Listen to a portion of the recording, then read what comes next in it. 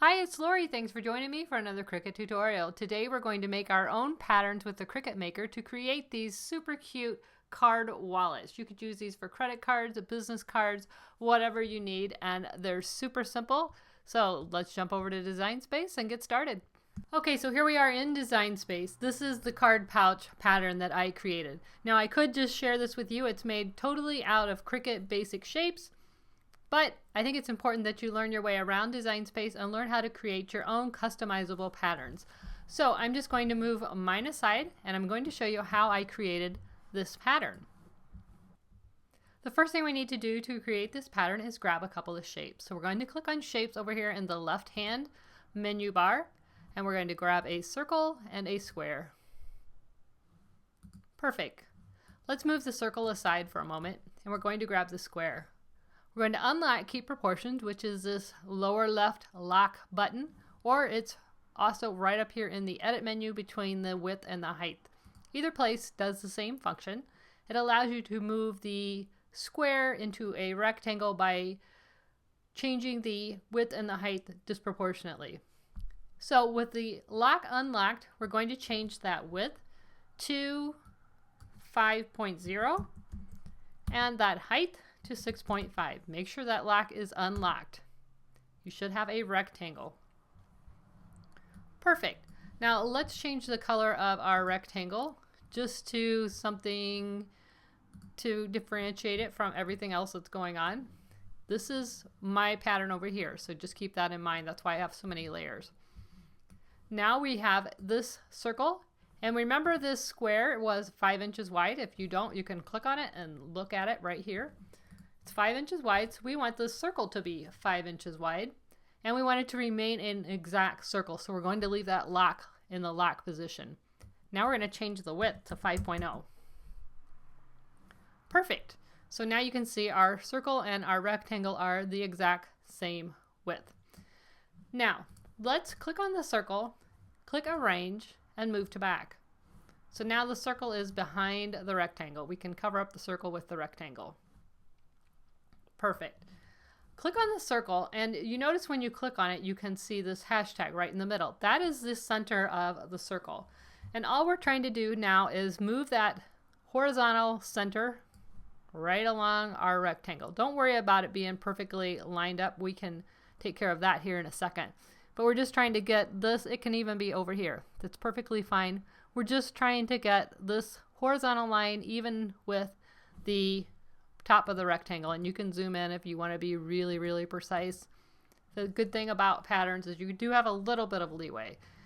Alright, now click off of it and select both the circle and the rectangle, and we're going to click Align Center Horizontally, and now that lined it back up for us, but it kept that circle in the same horizontal position that we wanted. Okay, so now we're going to do something temporary just so that we don't accidentally bump this out of place. We're going to right click and click Attach, and that's just going to keep those two shapes right where we had them while we grab a measurement real quick. So we're going to click on Shapes and grab a score line. Now score lines aren't just for scoring. We can totally make it draw a line, and that's what we're going to use this for. We're going to make our seam allowance with the score line. So with the score line selected, hold your Shift key and use this rotate key, and it's going to snap it into smaller increments. I don't know if these aren't 45, but smaller increments until you get it horizontal. And then you're going to move it over here and you're going to line that up with that horizontal line between the circle and the rectangle.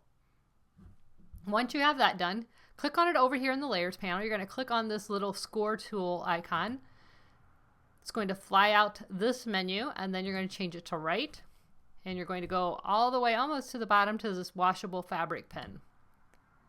Perfect. So now this is going to draw this line right here on our shape. Now you could just draw it that big for what we're going to use it for. That's perfectly fine, but if it bothers you and you want to make it as long as your design, you can do that too just by clicking and dragging on this arrow key. But make sure it stays in that place. Okay, now remember, these two shapes are not one shape yet. They're still two shapes. We just attached them so that they wouldn't move while we were trying to make that score line. So we're going to click on this rectangle and we're going to click on that circle and we're going to look over here, and since they are attached, they should both select when you just click on one. But just in case they're not, look over here in your layers panel, make sure you only have the rectangle and the circle selected. We do. So now we're going to right click and weld. Perfect. Our score line's still there, it's just behind this shape. Now, very carefully click on the rectangle. Don't move anything. You just click it on the rectangle. Look over in your layers panel. Make sure you only have our rectangle with the rounded top selected. We do. We only have one layer selected. Don't move anything, but let's duplicate that twice. 1, 2. All right, so move those two that you just created aside. Now click back on that first one. Click Arrange, move to back. And there's our score line. Now that score line is just floating out there, so we want to make sure it stays right where we put it. So we're going to select both, right click and attach. Perfect. So now we're starting to make the shape just like this one. So we're going to grab one of the shapes that we duplicated. Get mine out of the way here. I'm going to grab one of the shapes that we duplicated and let's just change that to a different color just to make it easy to see. All right. Now, if you click on it, it is approximately 5 by 9. It doesn't have to be exact, however you lined yours up, it's going to be pretty close to 5 by 9. So we're going to go up here in the edit panel, unlock Keep Proportions, and we're going to change it to 4.5 by 8.5. Perfect. Now it's behind the other shape, or if yours isn't, that's fine too, but if it is, click Arrange, move to front. All right, so you can see this is a 1/2 inch smaller than the bottom shape all the way around, and that's what we're going to use to create our seam allowance around the outer edge. So all we have to do is select both of these, click Align, Center, and there we have it. Now, this is a cut file on the top, so let's click off of it and then click back on just this pink rectangle. We're going to click on the scissors menu and we're going to change that to right because we don't want it to cut, we just want it to right around those edges. And then we're going to scroll down, choose the washable fabric pen, and there you have it. You've just created the shape just like I did. So we're going to grab everything that we just created and right click and attach. And attach is telling Design Space we want you to draw those lines right on that shape. And now you have this piece, which is going to be your outer fabric fused with fusible interfacing. I put the interfacing on before I cut it. I think it works beautifully. It cuts it perfectly. That's how I suggest to do it. So this is your outer fabric with your interfacing, and this is going to be your lining. If you want to change your colors to represent your fabric, go ahead. And in my case, this is going to be like a blue patterned fabric, and this is going to be, in the video, it's going to be a red fabric. So we'll change that to blue and red. Let me get rid of my images just to keep things from getting confusing. So you've just created a pattern just like I had.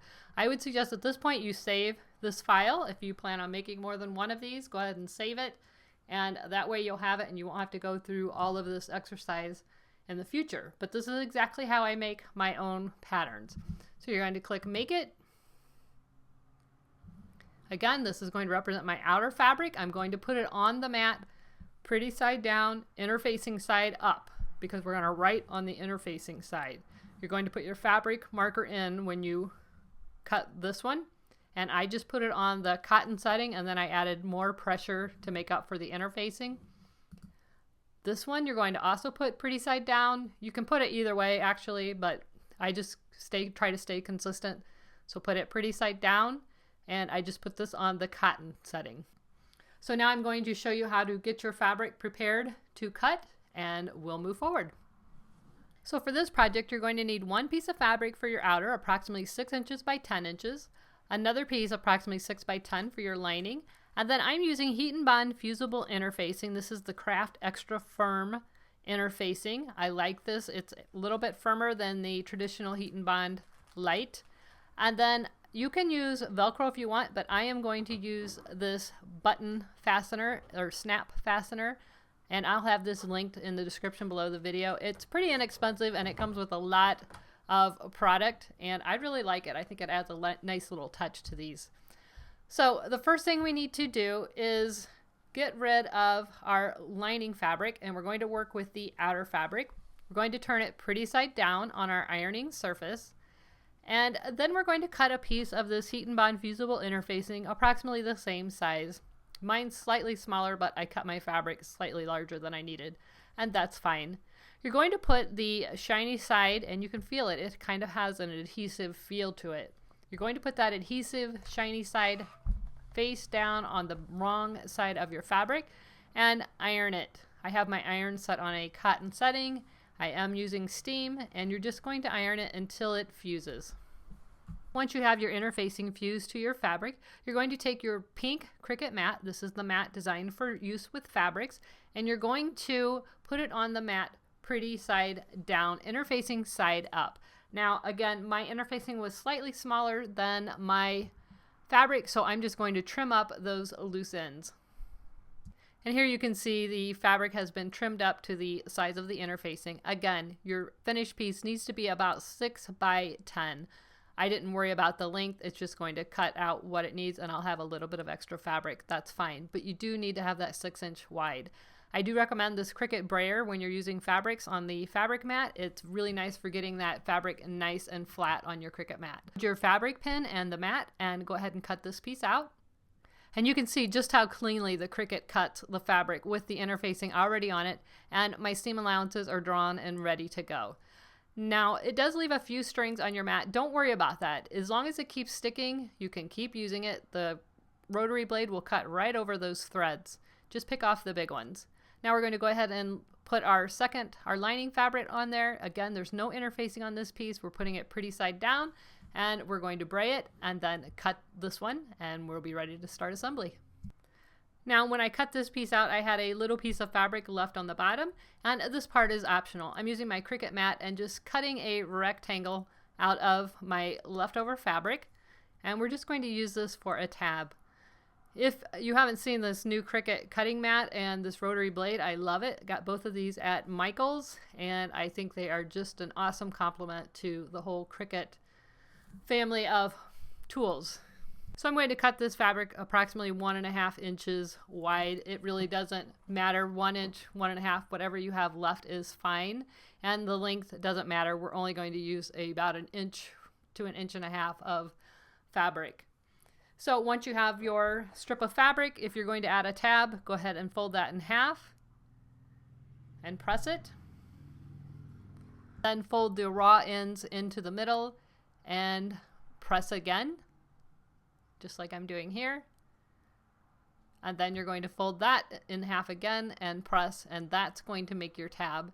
And then you can run a seam over it by stitching just down the open end of the fold. So I'm just going to take that over to my sewing machine and sew close to that folded end. This is narrow enough. I think 1 stitch down one side is going to be plenty. Okay, so now we have both of our pattern pieces and we have our tab piece, and I'm just threading a jump ring through the middle of it. You could put a lobster clasp, whatever you want to put on the end of it, or just leave a little loop in case you want to put something on it. But I'm just threading a jump ring through it, and I'm going to set that aside. Now we're going to stack our fabric with our pretty sides touching. The wrong side of the fabric is going to be facing out on both the bottom and the top. So the pretty sides are facing. We're going to fold that bottom up to that line that we had drawn right at the top of the circle area. And that's kind of how our wallet's going to look. We're going to crease that, and we want to place our tab somewhere between that line and that crease. It's really up to you where you want your tab, if you want it towards the top or you want it sticking out of the bottom.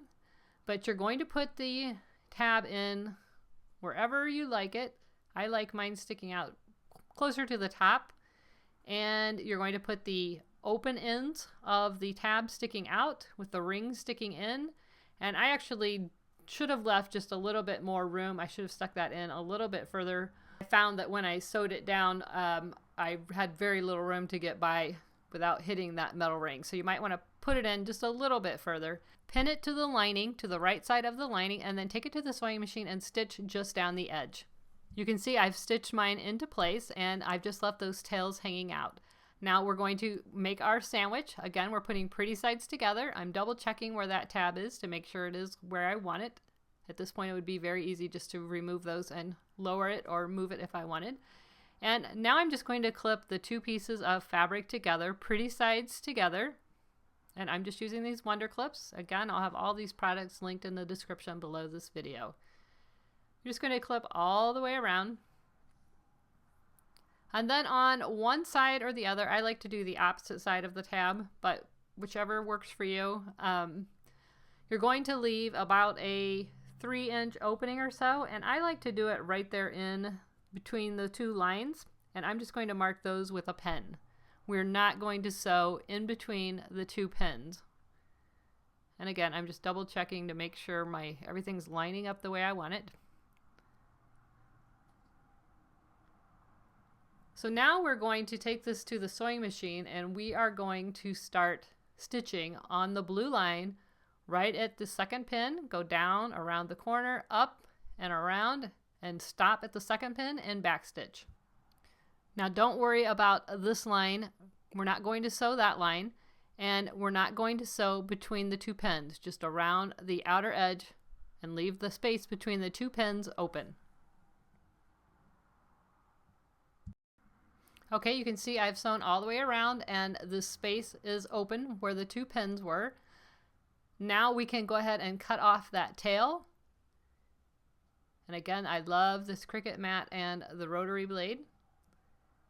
And then we can go to the square corners on the bottom and we're just going to cut off those corners. Make sure you don't clip into your seam, but we're just going to clip off the corners. And that just helps you have better square corners when you turn this right side out. And then if you have pinking shears, this is a great way to use them.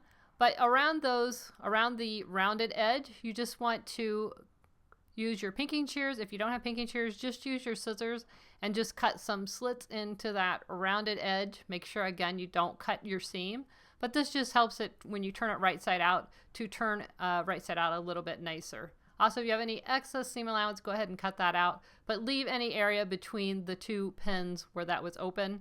Leave any extra you have there. Now just reach inside that hole that we left and start turning this right side out. Just work it through. Takes a little bit of maneuvering, but it's not too difficult. I think it's easier to put your finger in there up into a corner and then flip that part out. Reach inside and make sure you push out all of your corners and your seams. Those of you paper crafters, use a bone folder. I find that's one of the best tools in sewing to get these corners nice and flipped out. If you have one of these relic bone folders from Cricut previous tools, I've had this for years and years and years. It works great. So just reach in there and push those seams out. If you don't have a bone folder, use the end of a pen. Use a chopstick, whatever you have will work. You could even use your scissors, just be careful you don't poke through. And then once you have it all nice and turned out, go ahead and press it again. Make sure your seams are all pushed out. And then where you left that opening, it's going to automatically want to turn in. So just help it out a little bit if it needs it and press that down. I'm just making sure my ends are nice and even. And I'm going to go ahead and press right over that to keep them in place. Make sure you remove any extra threads so you don't sew those into your project. So go ahead and fold it up like you would make the wallet and press. I like to use a little bit of steam so that I have a crease. And now you're going to use your ruler and create a line right there where the creases were. And I'm just double checking to make sure it's going to fold up and be straight. So I'm using my ruler, and I'm just using a Pilot friction pen. These are erasable with an iron. I'll have them linked in the description below the video. And I'm just marking that right where I put that crease. And then I'm going to measure up 3 inches from there. This is a 3-inch wide ruler, so I don't have to remeasure it. But if you don't have a 3-inch wide ruler, 3 inches up from there is where your second line is going to go. So you're going to mark the first line and move up 3 inches and mark the second line. Now you're going to open it up and you're going to sew just that square area in between the 2 lines that you just drew. Okay, so here you can see I've sewn all the way around the square, and I'm just going to use my iron to get rid of those pen marks. I love that part. All right, the pen marks are gone, but you can see my stitching. I used white thread. Now you're going to fold the wallet up, and right where that bottom seam was that you just sewed is where the fold goes up. And if you're using Velcro, at this point is when you're going to want to go ahead and put the Velcro or sew it into place. I'm using the snaps, so I don't like to put them into place just yet because I find they get in the way of the seams at the top. But if you're going to put Velcro or some other kind of fastener that you need to attach to the bottom flap, then you need to go ahead and do that now. Since we're using the snap, we're just going to fold this bottom up to where it's going to be when it's finished, and it should just slightly be covering that line that we sewed across, just barely. And with the wallet flap open, we're going to sew all the way around the wallet, including up and over the flap. You're going to go right over it and around the top and back to where you started. Once you have that done, we're ready to put the snap. Now, I am going to just fold this in half to find my center point. So I'm just going to fold it in half on itself so that the outside of the fabric is facing out, and I'm just going to use a Pilot friction pen to easily mark that. And you can put it wherever you want. I'm going down, about 1/2 to 3/4 of an inch, and just put a dot where you want where the center point is.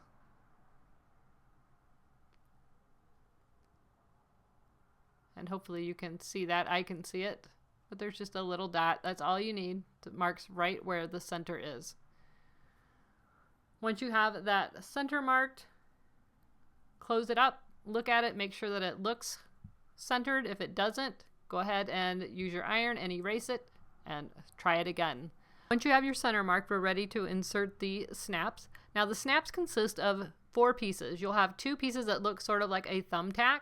You're just going to stick that thumbtack, one of the thumbtack pieces, right through that mark, and it will stick out of the edge. I don't know if you can see the red on the red here, but I'll try to get the camera so you can see it. I've just punched that right through the fabric. I didn't have to put a hole in it prior to. And then the back 2 pieces, there's 2 separate pieces that fit. You want to make sure you have 2 opposite pieces. Let me put them up here so that you can see. So one has a wider opening and one fits inside of that. So it doesn't matter which one, just grab one or the other. And then you just take your tool, and the black part has just a flat, sort of like a cup, and it looks like the outside of the snap. And the other side is hollow on the cylinder. You're just going to put that cup side against the back of the snap and squeeze. It's super simple and so easy, and I think it just looks really cute with the red button. Now you can measure, but I like to just close the flap and push down, and this will make a little indentation on the fabric, and that tells me exactly where that snap needs to go. I can see it. I don't know if you can see it, but I just pushed, after I get the top snap in, I just put the flap down, and that shows me exactly where the bottom needs to go. You could mark that with a pen if you wanted, but I can still see the imprint. And I'm just inserting that tack part from the inside and pushing it in right in the center of that indentation that I just made. And it's super simple. I'm just using my fingers. Again, I didn't put a hole. I don't know if you can see that sticking out. And then you put the top part on and do the exact same thing. You're going to put the black part of the tool on the flat side of the tack part, and then just squeeze lately. Always harder to do this on camera. But it's really, really simple. And that's it. You've completed your business card pouch. So I hope you enjoyed this tutorial. If you did, don't forget to like, subscribe, and share. I can't wait to see your card wallets. If you make them, please tag me on social media. And if you'd like to see more close-up photos, please visit me on my blog at LoriNunemaker.com. See you guys. Bye.